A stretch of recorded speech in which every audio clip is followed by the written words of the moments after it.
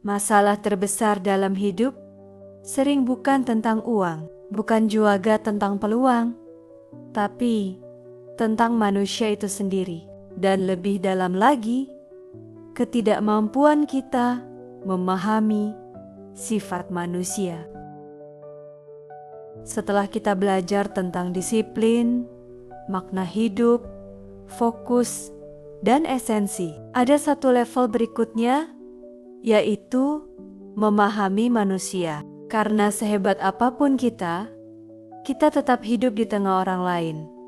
Dan disitulah konflik sering muncul. Halo, tarik napas pelan, perlahan, dan tenangkan pikiranmu sebentar. Di channel ini, kita tidak mencari motivasi sesaat, kita belajar memahami hidup lebih dalam dari biasanya. Dan hari ini, kita akan membahas sebuah buku yang tidak mengajarkan cara sukses lebih cepat, tidak juga cara kaya lebih instan. Buku ini berjudul The Laws of Human Nature, karya Robert Greene. Buku ini mengajarkan sesuatu yang jauh lebih penting, yaitu cara memahami manusia. Karena seringkali penderitaan hidup bukan datang dari keadaan, melainkan dari interaksi dengan orang lain. Kita tumbuh dengan keyakinan bahwa manusia itu logis. Kalau diberi penjelasan yang benar, mereka akan mengerti. Kalau diperlakukan baik, mereka akan membalas baik. Tapi realitas hidup tidak selalu begitu. Ada orang tersinggung tanpa niat disakiti. Ada hubungan rusak karena salah tafsir kecil. Ada konflik besar dimulai dari ego yang tidak terlihat. Buku ini mencoba membuka satu kenyataan sederhana. Manusia bukan makhluk rasional yang punya emosi. Manusia adalah makhluk emosional yang kadang memakai logika. Dan semakin cepat kita memahami itu, semakin damai kita menjalani hidup. Robert Greene menjelaskan satu hal penting. Manusia tidak sepenuhnya rasional. Sebagian besar keputusan digerakkan oleh emosi tersembunyi, ego, iri hati, takut kalah, butuh validasi. Kita sering tidak sadar sedang digerakkan oleh itu semua. Coba ingat, berapa banyak masalah dalam hidupmu benar-benar karena kurangnya kemampuan, dan berapa banyak justru karena manusia. Salah paham, ekspektasi, ego yang tersinggung, dan perasaan tidak dihargai. Kita diajarkan banyak hal di sekolah, tapi hampir tidak pernah diajarkan memahami sifat manusia. Padahal sebagian besar penderitaan hidup datang dari hubungan antar manusia. Hari ini kita tidak belajar cara mengubah orang lain. Kita belajar melihat manusia apa adanya. Robert Greene tidak menulis buku ini untuk membuat kita curiga pada semua orang. Justru sebaliknya, ia ingin kita berhenti naif. Karena kebanyakan konflik hidup terjadi bukan karena orang jahat, melainkan karena sifat dasar manusia yang tidak disadari, baik oleh orang lain maupun oleh diri kita sendiri. Kita sering berpikir manusia rasional, padahal kenyataannya kita makhluk emosional yang menggunakan logika sebagai pembenaran.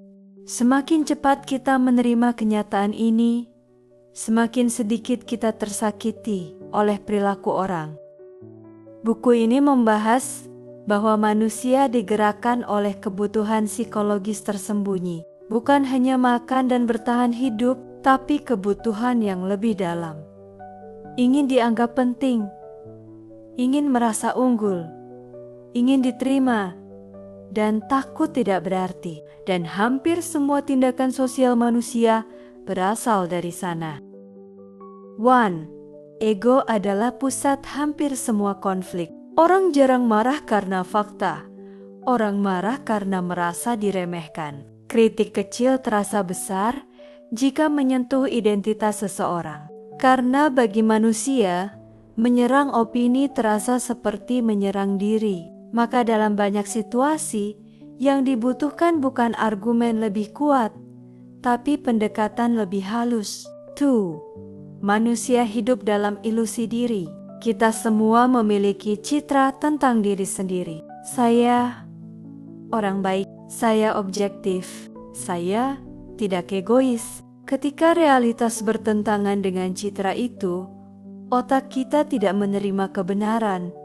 Otak akan mencari pembenaran. Itulah sebabnya debat jarang mengubah orang. Karena yang dipertahankan bukan ide, tapi identitas. 3. Iri hati lebih kuat dari kebencian. Kebencian terlihat jelas. Iri hati diam dan sering muncul dari orang yang paling dekat. Bukan karena mereka ingin menjatuhkanmu, tapi karena keberhasilanmu mengingatkan mereka pada hal yang belum mereka capai. Memahami ini membuat kita tidak pahit, hanya lebih realistis. 4.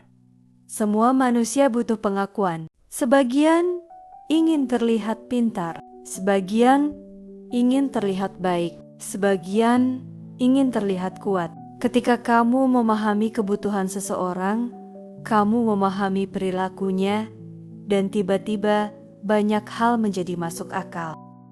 Di era digital, kita melihat kehidupan orang lain setiap hari. Akibatnya, perbandingan meningkat, sensitivitas meningkat, sehingga ego semakin rapuh. Media sosial membuat opini terasa identitas, berbeda pendapat terasa seperti serangan pribadi. Karena itu konflik sekarang lebih emosional daripada rasional. Banyak orang tidak mencari kebenaran, mereka mencari validasi. Memahami sifat manusia membuat kita tidak mudah terseret arus. Kita tahu kapan berdiskusi, kapan diam, kapan harus mundur, dan kapan sebuah konflik sebenarnya tidak penting. Saat kita memahami manusia, kita mulai lebih tenang. Kita tidak terlalu berharap semua orang adil, tidak terlalu berharap semua orang mengerti, tidak terlalu kaget ketika seseorang berubah. Bukan karena kita pesimis, tapi karena kita realistis. Dan dari realisme itu muncul kedamaian. Memahami sifat manusia bukan membuatmu manipulatif, justru membuatmu lebih bijak.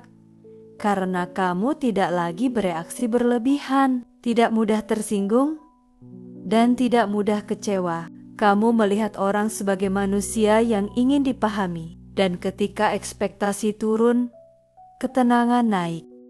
Mungkin setelah memahami ini, kita jadi tidak lagi terlalu menuntut orang untuk selalu mengerti kita, dan perlahan hidup terasa lebih ringan. Karena ternyata kedamaian bukan datang saat semua orang berubah, tetapi saat kita mulai memahami sifat manusia apa adanya. Jika kamu merasa pembahasan seperti ini membantu kamu melihat hidup lebih jernih, kamu bisa dukung channel ini dengan menekan tombol subscribe. Bukan hanya untuk saya, tapi supaya lebih banyak orang juga bisa berhenti sejenak dan memahami hidup dengan lebih tenang. Bagikan juga ke seseorang yang sedang banyak pikiran. Siapa tahu hari ini dia memang perlu mendengar ini. Sampai bertemu di pembahasan berikutnya.